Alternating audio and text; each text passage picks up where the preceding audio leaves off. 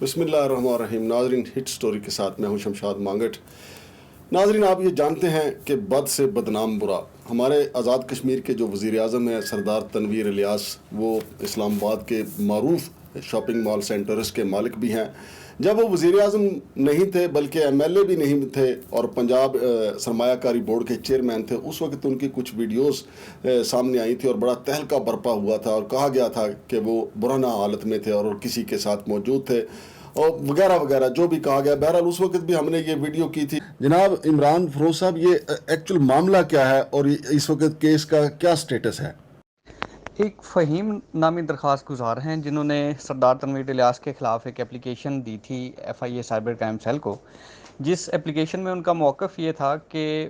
سردار تنویر الیاس نے اپنے mobile phone number سے، جس سے وہ واٹس ایپ یوز کر رہے ہیں،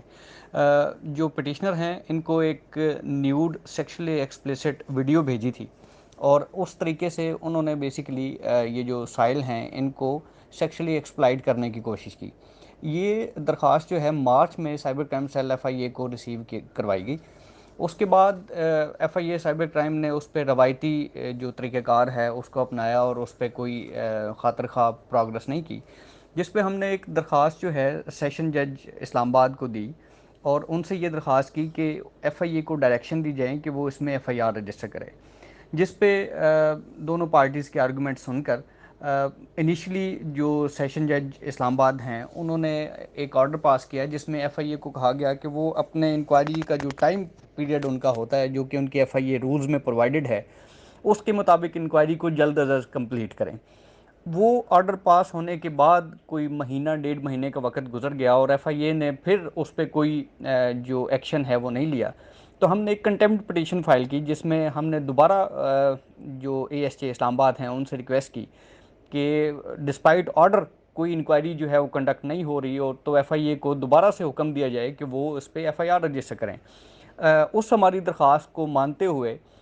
جو سیشن جج اسلام آباد ہیں انہوں نے ایف آئی اے کو ڈائریکشن دے دی کہ وہ ایف آئی آر فائل کریں سردار تنویر الیاس کے خلاف. اس آرڈر کے ہونے کے بعد جو پٹیشنر ہیں، جو درخواست گزار ہیں، وہ تقریباً 4 سے 5 دن مسلسل ایف آئی اے کے دفتر جاتے رہے. ان کو سارا دن وہاں پہ بٹھایا جاتا رہا اور ان کو کہا جاتا رہا کہ ہم آپ کی ایف آئی آر دے رہے ہیں، لیکن نہ ایف آئی آر دینی تھی اور نہ ہی ایف آئی آر دی گئی. بعد میں یہ پتہ چلا کہ جو سردار تنویر الیاس صاحب ہیں انہوں نے سیشن جج کے آرڈر کو آنریبل اسلام آباد ہائی کورٹ اسلام آباد میں چیلنج کیا ہے اور اسلام آباد ہائی کورٹ نے اس پہ ان کو سٹے گرانٹ کیا ہے، جو کہ چیف جسٹس اطہر من اللہ صاحب کی کورٹ میں 28 کے لیے پینڈنگ ہے. تو ہم اس کو انشاءاللہ وہاں بھی کنٹیسٹ کریں گے اور ہمیں عدالتوں سے انصاف کی پوری امید ہے، اور ہم یہ امید رکھتے ہیں کہ کوئی کتنا بھی پاورفل کیوں نہ ہو، عدالتیں جو انصاف کا بیڑا جو انہوں نے اٹھا رکھا ہے وہ انشاءاللہ ہمیں بھی انصاف فراہم کریں گی. اور ہم یہ ایکسپیکٹ کرتے ہیں کہ کورٹ بھی ہمیں ریلیف فراہم کرے گی، اور کوئی کتنا بھی پاورفل کیوں نہ ہو اگر اس نے کوئی کرائم کیا ہے تو اس کو قرار واقعی سزا دی جائے گی.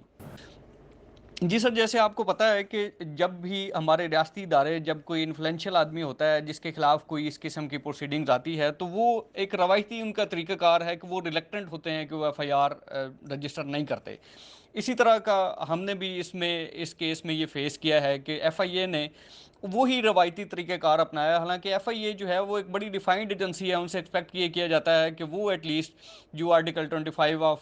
کانسٹیٹیوشن آف پاکستان ہے کہ جس میں تمام جو سٹیزنز ہیں وہ ایکول بیفور لا ہیں، تو وہ اس کو اپ ہولڈ کریں گے اور تمام لوگوں کو ایکول ٹریٹ کریں گے. لیکن یہاں پہ ہم نے دیکھا ہے کہ ایف آئی اے نے بھی وہ روایتی سستی جو ہے اس کو اپنائے رکھا اور کوشش کی کہ کسی بھی طریقے سے ایف آئی آر نہ دی جائے. اور آپ یہ دیکھیں کہ ایک یہ بات ہوتی ہے کہ جی ایک سمپل اپلیکیشن آئی اور اس پہ انہوں نے ایف آئی آر رجسٹر نہیں کی. یہاں پہ ہم یہ دیکھتے ہیں کہ کورٹس جو ہیں وہ ان کو گاہے بگاہے آرڈر کر رہی ہیں کہ آپ ایف آئی آر رجسٹر کریں، لیکن ایف آئی اے جو ہے وہ آپ اسے کہیں کہ وہ انفلوئنسڈ ہیں، آپ یہ کہیں کہ وہ پریشر میں ہے، یا وہ خود سے نہیں چاہتے کہ وہ کسی ایسے شخص کے خلاف کوئی محاذ کھڑا کر لیں جو ان کے لیے پرابلمٹک ہو سکے. تو وہ جو بھی ریزن رہی ہو، لیکن ایف آئی اے ریلیکٹنٹ ہے اور وہ سردار صاحب کے خلاف ایف آئی آر رجسٹر نہیں کر رہے. لیکن اب چونکہ وہ وزیر اعظم آزاد کشمیر ہیں، لہٰذا اب ان کو پھونک پھونک کے قدم رکھنا چاہیے. لیکن اہم ترین سوال جو آزاد جموں کشمیر اور پورے پاکستان میں اٹھایا جا رہا ہے، چونکہ خبر آئی سامنے کہ ان کے کمرے میں ایک شخص جو ہے وہ رات کو گھس آیا تھا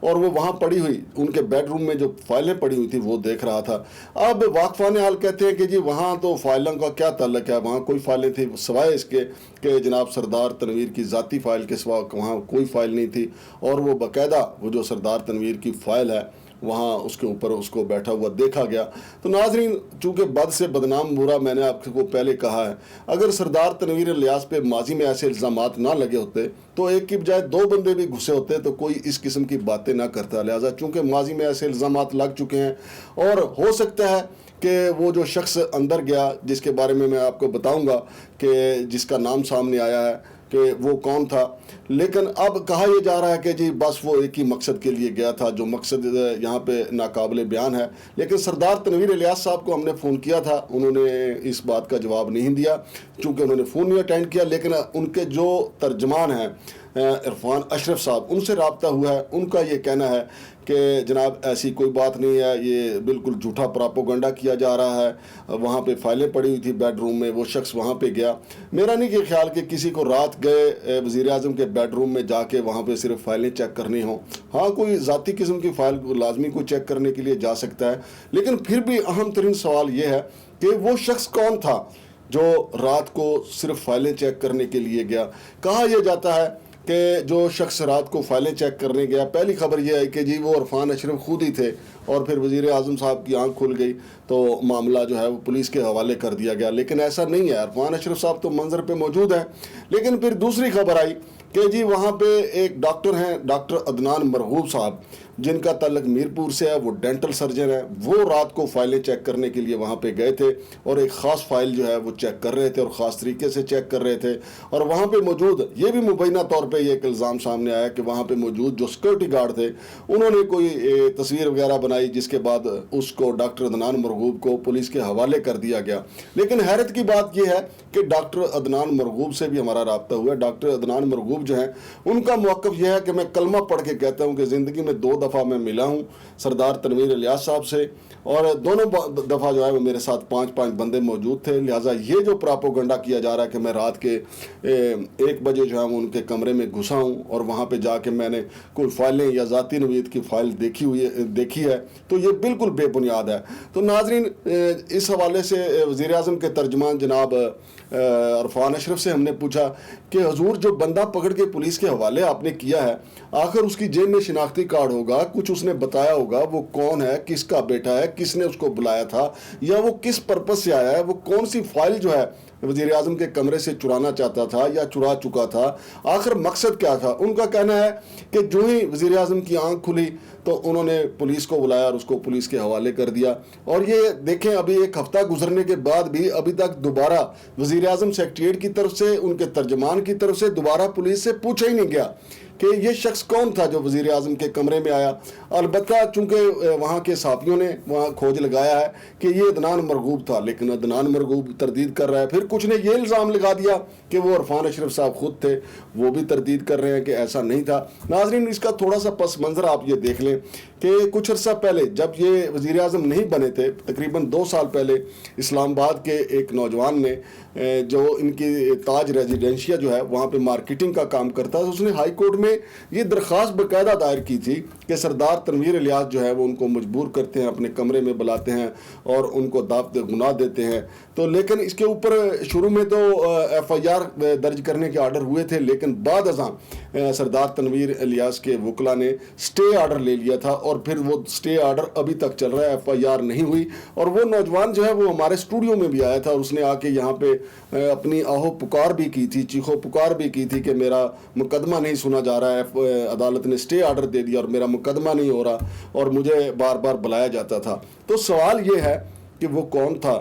جو سردار تنویر الیاس کے کمرے میں رات کو گیا وہ عدنان اشرف تھا، وہ عرفان اشرف تھا، یا عدنان مرغوب تھا؟ اگر مرغوب تھا تو مرغوب کا میڈیکل ہو سکتا ہے کہ آخر وہ کس چیز کا مرغوب تھا، اور اگر وہ عرفان اشرف تھا تو عرفان اشرف کا بھی پتہ اچلایا جا سکتا ہے کہ کیا وہ واقعی عرفان ہے یا پھر عرفان کی شکل میں کچھ اور ہے۔ تو اس کے علاوہ وزیر اعظم صاحب سے بھی تو یہ پوچھا جا سکتا ہے کہ جناب وزیر اعظم صاحب، وہ 1 بجے جو نوجوان آیا، آپ آزاد کشمیر کے پرائم منسٹر ہیں، آپ کا اسلام آباد میں بھی کافی اثر و رسوخ ہے، بلکہ پورے پاکستان میں اثر و رسوخ ہے، آخر اب تک پولیس سے یہ کیوں نہیں پوچھا گیا کہ وہ رات کو 1 بجے جو وزیر اعظم کے کمرے میں گیا وہ کون تھا؟ ہمیں جو معلوم ہوا ہم نے آپ کو بتا دیا کہ وہ کون تھا اور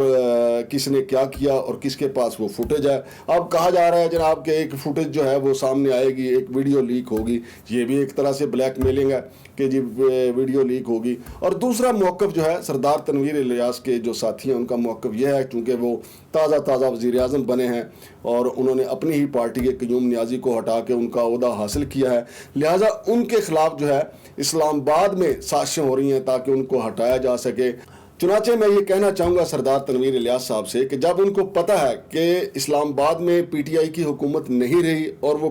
پی ٹی آئی کے وزیر اعظم ہیں، تو رات 1 بجے اگر کوئی شخص ان کے کمرے میں گیا تھا تو ان کو فوری طور پہ نہ صرف پولیس کے حوالے کرنا چاہیے تھا، بلکہ اس کی تصاویر جو ہیں وہ سوشل میڈیا پہ جانی چاہیے تھی کہ یہ وہ شخص تھا جو وزیر اعظم کے کمرے میں گیا، یہ وہ شخص تھا جس نے اسلام آباد کی حکومت کے کہنے پہ ان کے خلاف کوئی سازش کرنے کی کوشش کی۔ لیکن کچھ تو ہے جس کی پردہ داری ہے، کچھ تو ہے جس کو چھپایا جا رہا ہے کہ وہ کون تھا، جس کا جان بوجھ کے نام پولیس سے نہیں پوچھا جا رہا۔ آج نہیں تو کل یہ بات سامنے آ جائے گی کہ وہ کون تھا جو سردار تنویر کے کمرے میں رات گیا اور اس نے وہاں پہ کیا کیا، یہ ساری چیزیں سامنے آ جائیں گی۔ اور میں یہ ذاتی طور پہ سردار تنویر الیاس صاحب کو یہ مشورہ دوں گا کہ اپنے اوپر سے یہ الزام اتارنے کے لیے از خود اپنا میڈیکل کروا کے سوشل میڈیا پہ ڈال دیں تاکہ لوگوں کو پتہ ہو کہ جناب ہمارا وزیر اعظم کے ساتھ کچھ نہیں ہوا۔ لوگ بے پرکی اڑا رہے ہیں اور ان کے جو ترجمان ہیں وہاں پہ مقامی صحافیوں کے خلاف مقدمے درج کروا رہے ہیں۔ اب مقدموں کا بھی ایک بہار آئی ہوئی ہے، اسلام آباد، لاہور، کراچی اور اب آزاد کشمیر میں جناب اس مقدمے درج کروانے والی جو ہوا ہے اس نے رخ کر لیا ہے، اور تختہ مشق جو ہے وہ صحافیوں کو بنایا جا رہا ہے کہ وہ سچ کیوں بولتے ہیں۔ ہم نے صرف سوال یہ اٹھایا ہے کہ جناب سردار تنویر الیاس کے کمرے میں رات کو جانے والا وہ کون تھا؟ اگر سردار تنویر الیاس صاحب وہ خود نہیں بتائیں گے تو پھر وہ خود بخود سامنے صحافی تو لے ہی آئیں گے۔ شمشاد مانگٹ کو اجازت دیجیے، اللہ حافظ۔